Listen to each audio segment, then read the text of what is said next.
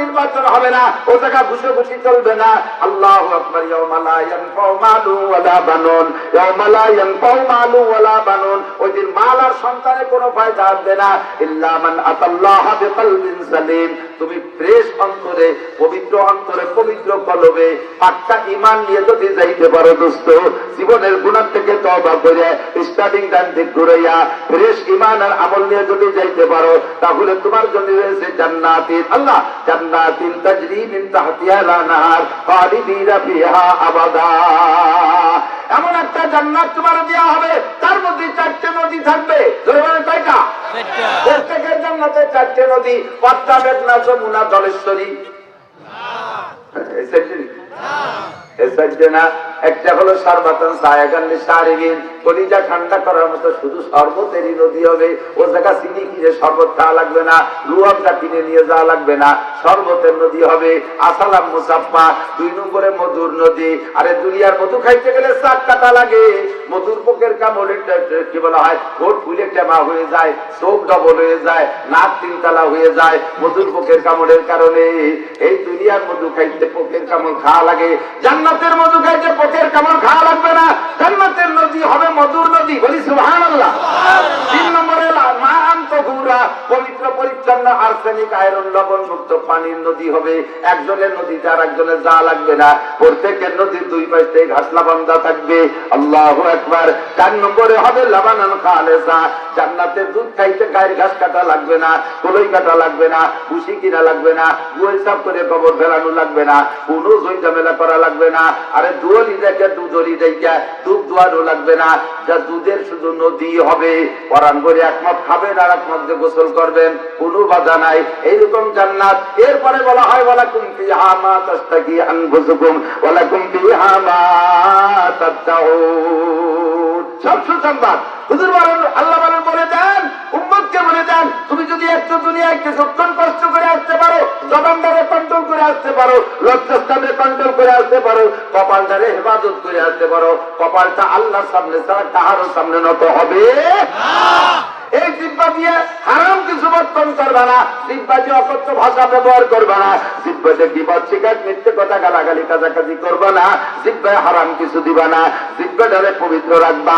আর হলো মা বাইনা রিজলাইহি, 2 রানের মাঝখানে ছোট্ট অঙ্গ সরঞ্জাটারে একটু হেফাজত করে আসবা, তাহলে তোমার জন্য জান্নাতের এই নিয়ামত যা বলা হয়েছে এটা তো দেয়াই হবে।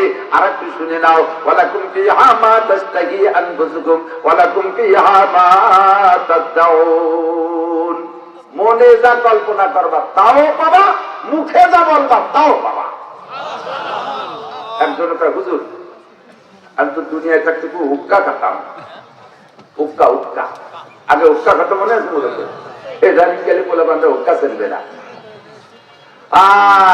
হুক্কা তো হুজুর আমি তো দুনিয়ার বড় হুক্কা পছন্দ করতাম না, হুক্কারে যেভাবে সুমো দিছি, স্ত্রীর অত মহব্বতের সাথে সুমো দিই। এই হুক্কা এত গা খাতাম, আপনাকে কথা হুক্কা ছাড়িয়ে দিছি, কিন্তু হুক্কার মহব্বত অন্তরে রয়ে গেছে। বেচতে গেলে কি আল্লাহ হুক্কা চাইতে দেবে? খাতি হুজুর আল্লাহর কসম আপনি চাইলে দেবে, আপনি হুক্কা চাইলে দেবে। বলবেন হুজুর আমি তো গাঁজা খাতাম, গাঁজা তো ছাড়িয়ে দিছি আজকে ভয়তে, তো এই গাঁজা খাইতে কি দেবে? হ্যাঁ, গাঁজা খাবেন দেবে কোনো ভয়। এর সরকার আপাতত বাদ দাও, ওই জায়গাতেই খাইব, আমাকে দাওয়াত দিয়ে একসাথে খাবো গাঁজা বা ফেন্সিডিল। তবে একটা কথা এদিক টাকান, তবে তবে এক সাহাবারে বলতেছে, ভাই ফজরবাদ মাগরিববাদ যদি কেউ এই দোয়াটা পড়ে, তারে ভেমরুলি বা বিষাক্ত কোনো প্রাণীতে দংশন করে না। কি বলছি? এই দোয়াটা ফজরবাদ মাগরিববাদ পড়লে তারে কোনো বিষাক্ত প্রাণীতে দংশন করে না। কি দোয়া? আউযু বিকালিমাতিল্লাহি তাম্মাতি মিন শাররি মা খালাক। এই হাদিস বর্ণনা করতেছেন এই যে সাহাবা এই শুনছে, এই মানে এক সাহাবার বলি, যে সাহাবা এই হাদিস বর্ণনা করতেছে, ওই সাহাবার ঠোঁটের এই জায়গা ফুটে টেমা হয়ে গেছে। উনি বলতে, ভাই আপনার ঠোঁট তো ভালো ছিল, এনে বলছে কাকা আজকে সকালে ভেমরুলি কামড়েছে। আপনি না কলেজে এই দোয়া বললে ভেমরুলি কামড়ায় না, যেদিন কামড়াবে সেদিন বলছি মনে থাকবে না। কুল্লুন মুয়াসসারুন লিমা খুলিকা, হাদিসের শব্দ, কুল্লুন মুয়াসসারুন লিমা খুলিকা, যেদিন তকদিরে কামড়াবে সেদিন মনে থাকবে না। চাইবেন আপনি বিড়ি গাঁজা এবার উটকা চাইলে পাবেন, তবে আপনার চাইতে মনে যাবে না, চাইতে মনে যাবে না। রুচির বদল, রুচির মুরব্বীরা বলেন ছোটবেলায় আমরা যখন 4-5 বছরে ছিলাম, 5-6-7 এই বয়স পর্যন্ত যে রুচি ছিল এখন কি তা আছে? সে সময় আর খেজুর কিনা খাতি পারে পাল্লা, প্রথম ছোট কুটি খেজুর, এর একজনে খাইয়ে পারে আমি এবার সবচেয়ে আগে খেজুর খেতে, ও কথা আমি 1 মাস আগে মামবাড়িতে খাইয়েছি, এই কুটি খেজুর খাওয়া পাল্লা, ছোট আম আগে কিনা খাতি পারে এরকমটা পাল্লা, একজনকে আমি খাইছি, ও কথা আমি 2 মাস আগে আমি রাজশাহী মামবাড়ি গেছি ওইটা খেয়েছি। এখন 60-70 বছরের বুড়োরা এই কুটি আম খেয়ে কি ভাল লাগেন? রুচি পাল্টে গেছে কি যায় নাই? জান্নাতে যাওয়ার পরে এই কাজে আবার রুচি থাকবে না, তবে চাইলে পাবেন।